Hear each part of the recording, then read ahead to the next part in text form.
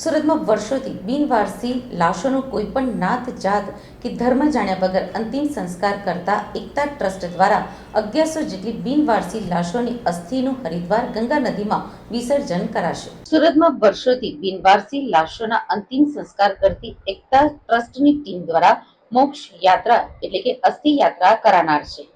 આ અંગે એકતા ટ્રસ્ટના અબ્દુલ રહેમાનભાઈ મલબારીએ જણાવ્યું હતું કે તેઓની સંસ્થા એકતા ટ્રસ્ટ દ્વારા વર્ષોથી નાત જાત અને ધર્મના વાડાની ઉપર જઈ બિનવારસી લાશોનો અંતિમ સંસ્કાર કરતી હોય છે। ત્યારે આ વર્ષે 1100 જેટલી બિનવારસી લાશોનું અસ્થિઓનું ગંગામાં હરિદ્વાર જઈ વિસર્જન કરનારા હોવાનું જણાવ્યું હતું।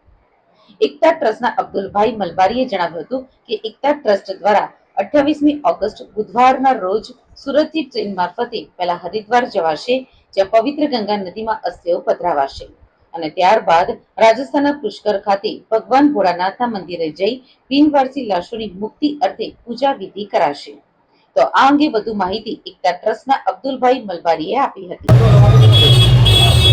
સુરતમાં એકતા ટ્રસ્ટ છેલ્લા 35 વર્ષથી બિનવારસી મૃતદેહોનો નિકાલ કરવાનું કામ કરે છે। આપને ખ્યાલ હોય તો એ 35 વર્ષથી લગાતાર આ શહેરની અંદર કોઈપણ જગ્યાએ કોઈપણ બોડી કે લાશ મળતી હોય તો એના અંતિમ સંસ્કાર એના ધર્મના રીતિ રિવાજ મુજબ કરતા હોય છે। આજરોજ 1100 મૃતદેહોની અસ્થિઓ વિસર્જિત કરવા માટે તેઓ હરિદ્વાર અને પુષ્કર જઈ રહ્યા છે અને ધાર્મિક વિધિ મુજબ એ એમનો ત્યાં કને આ પ્રસંગ પૂરો પાડશે।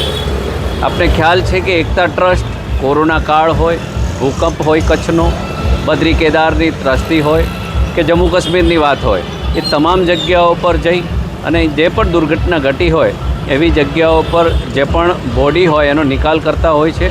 એટલે ખૂબ ઉમદા કામ એકતા ટ્રસ્ટની તમામ ટીમ કરી રહી છે।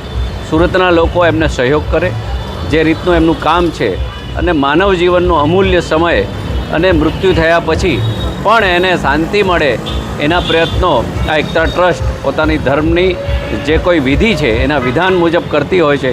એ ખરેખર આનંદનો વિષય એટલા માટે કહેવાય કે આ માનવની છેલ્લી જરૂરિયાત હોય છે અને આપણે બધાએ એમાં કંઈ ને કંઈ ફૂલ નહીં તો ફૂલની પાંખડીનો સહયોગ ચોક્કસ આપવો જોઈએ। જી, હું સુરત શહેર એકતા ટ્રસ્ટ વતી અબ્દુલ રહેમાન મલબારી આપના ચેનલના માધ્યમ દ્વારા સુરતવાસીને જણાવું છું કે અમારી સંસ્થા પાછલા 35 વર્ષથી બિનવારસી માનવીઓનું મૃત્યુ તથા એને પોસ્ટમોર્ટમ રૂમ સુધી પહોંચાડું, ત્યારબાદ એના વાલી વારસ ન મળી આવે તો એના કાયદાકીય કાર્યવાહી બાદ એની અંતિમ વિધિ કરવાનું કાર્ય કરીએ છીએ। જેમાં દરેક મૃતકોના પાર્થિવ શરીરની અસ્થિઓ અમે ભેગા કરી વર્ષમાં એકવાર અહીં સુરતથી હરિદ્વાર અને ત્યાંથી પછી રાજસ્થાન પુષ્કર જઈ એમને વિધિ વિધાન મુજબ આપણે એને અંતિમ સંસ્કાર કરી એને પધરાવીએ છીએ અને મોક્ષ માટે એની પ્રાર્થના કરીએ છીએ। જેના અનુસંધાનમાં આજે અમે 35મી વાર અહીંથી જઈ રહ્યા છીએ। 1100 જેવી અસ્થિઓને લઈને સુરતથી હરિદ્વાર અને ત્યાં અસ્થિઓનું વિસર્જન કરી ત્યારબાદ ત્યાંથી અમે લોકો પુષ્કર રાજસ્થાન જશું અને અમારા 5 જણાની ટીમ આમાં સહયોગ આપી રહી છે। શહેરના દાતાઓ અમને દર વર્ષે સહયોગ કરે છે। ધર્મેશભાઈ ગામી અમને હંમેશા હિંમત આપવા માટે અહીં આવે છે ને હું સુરતવાસીઓને આ માટે ખૂબ ખૂબ અભિનંદન પાઠવું છું કે એમના સહયોગથી અમે આ કાર્ય કરી શકીએ છીએ।